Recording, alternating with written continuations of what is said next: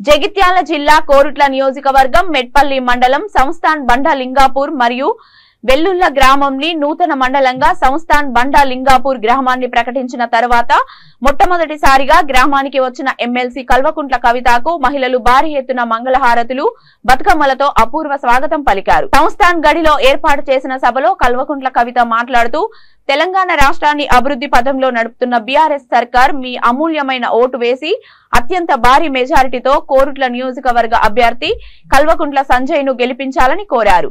అనంతరం గ్రామ సర్పంచ్ గూడూరి రజనీ తిరుపతి ఆధ్వర్యంలో భారీ ఎత్తున రోడ్ షోలో పాల్గొన్నారు.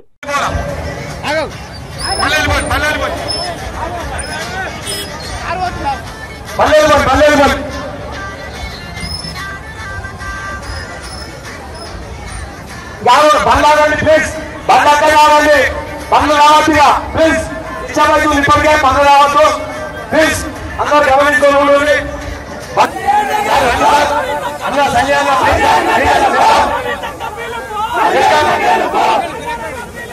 అన్న రండి ప్లీజ్ అన్న మేడం గారు ప్లీజ్ రండి సార్. అందరూ సార్ డిప్యూటీ చైర్మన్ గారు డిప్యూటీ చైర్మన్ గారు అందరూ